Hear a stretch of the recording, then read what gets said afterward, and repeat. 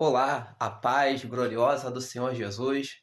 Seja muito bem-vindo ao canal Conceitos Teológicos, onde hoje abordaremos mais um tema da nossa revista Betel, desta feita a lição de número 11, ao qual fala sobre a participação das mulheres no ministério de Jesus. Qual a importância do ministério feminino na obra, no evangelho do nosso Senhor Jesus Cristo nos tempos atuais? Vamos estar falando do tempo de Cristo, mas vamos também estar trazendo para a atualidade. Qual a importância do ministério feminino ou das mulheres fazendo a obra de Deus? Pois bem, este quem vos fala é o teólogo Rafael Cardoso, de Itaipava, para todo o Brasil, quem sabe para o mundo inteiro. Para quem quiser ouvir da palavra de Deus, aprendemos sobre assuntos pertinentes à palavra gloriosa do Senhor Jesus. E hoje abordaremos esse importante tema, a importância, da participação das mulheres no ministério de Jesus. Foi ontem, é hoje e será sempre um ministério que é necessário para o reino. As mulheres têm uma participação muito ativa no evangelho no nosso Brasil, hoje, e continuarão a ter ao longo do tempo. Qual a importância das mulheres no evangelho hoje? Haja vista que as mulheres em tudo são maioria, em muitas coisas são maioria.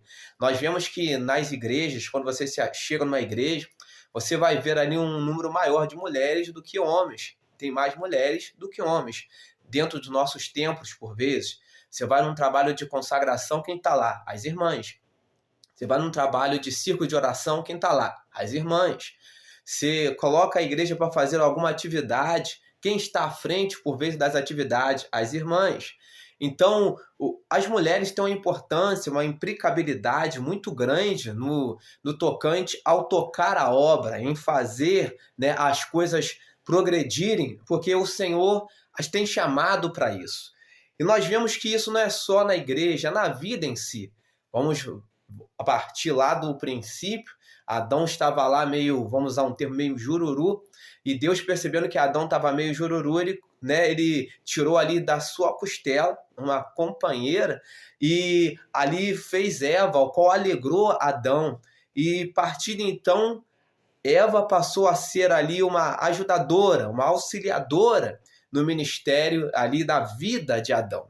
E nós vemos que durante muito tempo, nas sociedades mais antigas, por exemplo, nós vamos observar que a mulher sempre foi subestimada ou preterida em muitas coisas, em muitos afazeres. Nós vemos, por exemplo, em muitas culturas lá no Oriente, por exemplo, nós vemos que existem mulheres que por vezes não têm voz, não têm direito, não podem votar, não podem estudar, não podem fazer nada, apenas servem ao lar dentro de casa, apenas têm filhos.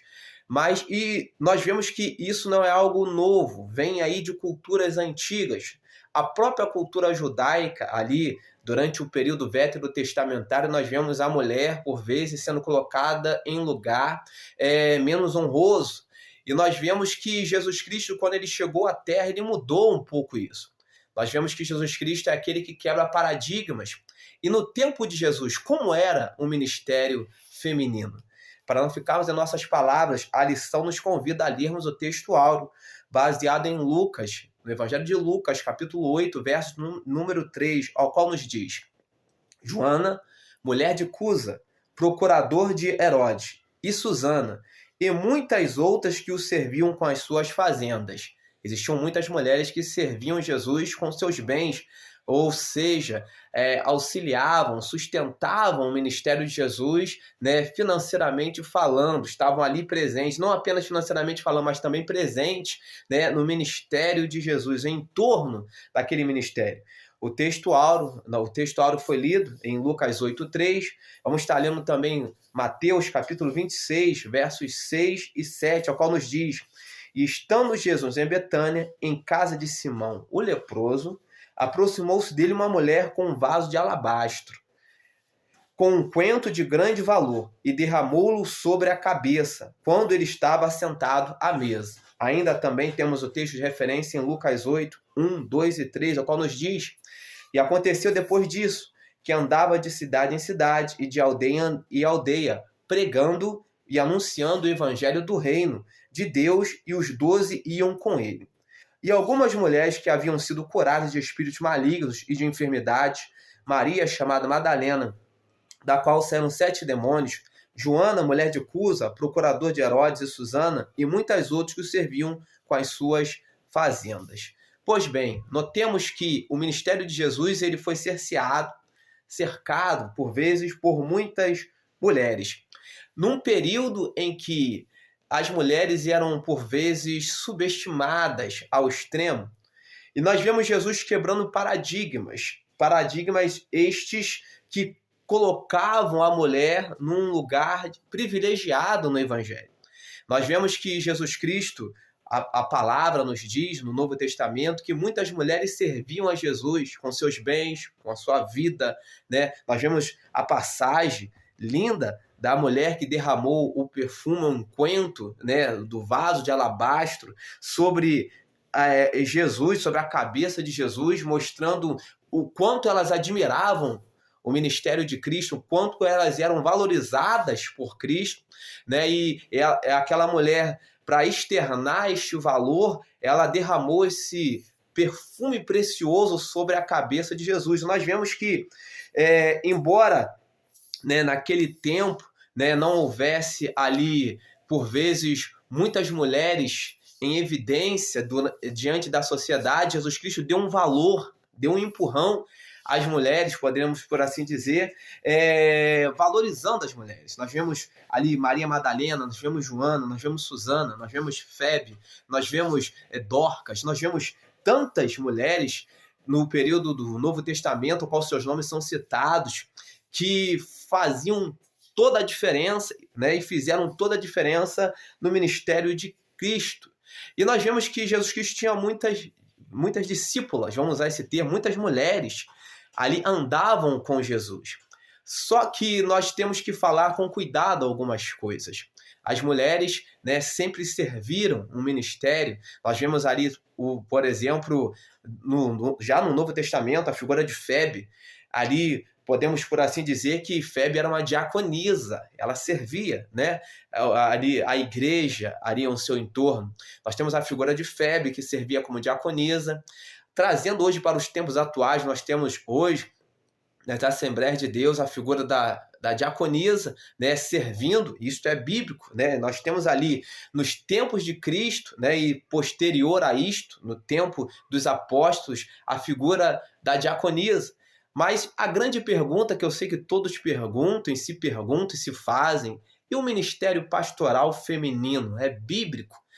Nós trazendo, né, um pouco, dialogando um pouco sobre isso, nós vamos trazer Bíblia, porque é a Bíblia que importa, não opiniões, é a Bíblia que interessa. Nós trazendo Bíblia, falando de Bíblia, nós vamos ver que no tempo de Jesus Cristo ele tinha muitos discípulos e discípulas que andavam com ele. Mas nós não vemos a figura de apóstolas. Jesus não chamou apóstolas, embora Jesus Cristo quebrou muitos paradigmas e modelos, mas para a figura de autoridade, vamos por assim dizer, sobre a igreja, ele não chamou a figura de apóstolas. Ele simplesmente, né, ele acolheu todas as mulheres. Tem até a figura de diaconato feminino ali no Novo Testamento, mas nós não vemos a figura do pastorado feminino. Isso é algum impedimento para as mulheres trabalharem na obra? De forma alguma. Né? Nós vemos que hoje no Brasil, né, ai do Evangelho, ai de nós, se não fossem as mulheres empenhadas em fazer a obra do Senhor. Mas precisamos separar o pingo dos is, vamos por assim dizer. Né? As mulheres servem e têm uma grande valia como os homens, crianças e todos na obra do Senhor.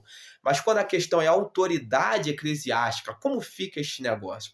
Nós vemos que o diaconato feminino, né, a figura da diaconisa, nós vemos presente na Bíblia, o termo ali servir para Febe, baseado no livro de Romanos, é o termo diáconos, né, o termo grego, que também era o mesmo termo utilizado para diaconato masculino.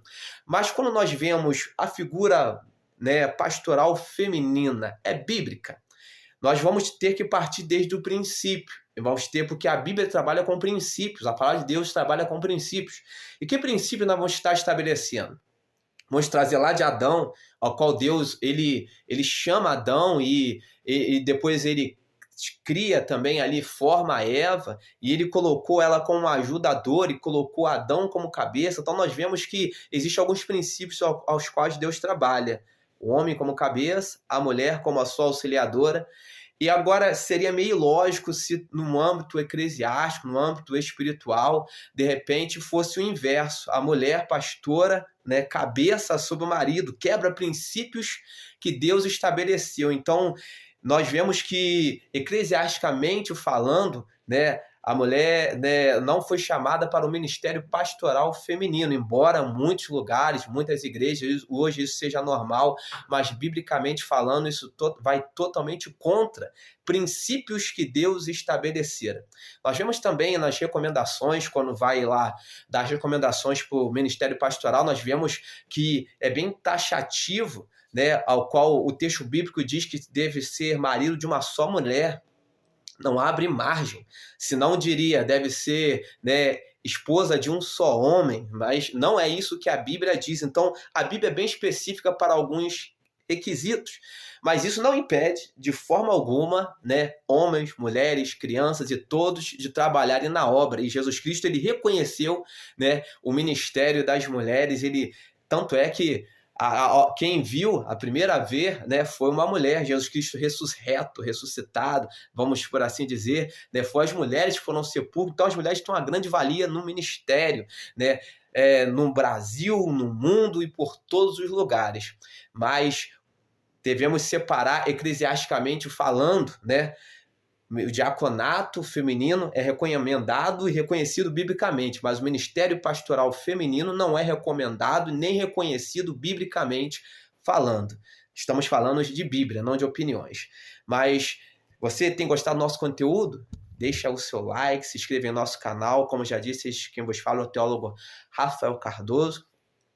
Nos comentários aí, deixe seus comentários, nos ajude a tornarmos as instituições da EBD ainda melhores, né, e acrescente, né, aquilo que você, né, entende, né, entendeu e entende sobre esta lição. Pois bem, você que gosta também de conteúdo de qualidade, teológico de qualidade, né, este quem vos fala, vai deixar nos comentários um link que vai estar te encaminhando à loja da Uicrep, ao qual você vai poder estar comprando alguns livros teológicos de grande valia para o seu conhecimento intelectual e espiritual. Nós temos Introdução à Escatologia, escrito pela minha pessoa, nós temos Gênesis para teólogos, nós temos Êxodo para teólogos, né? Nós temos a predestinação sob uma perspectiva calvinista. Temos alguns livros, né, de grande valia que vão trazer elevação à sua vida espiritual. Que Deus abençoe a sua casa, a sua família, em Cristo Jesus.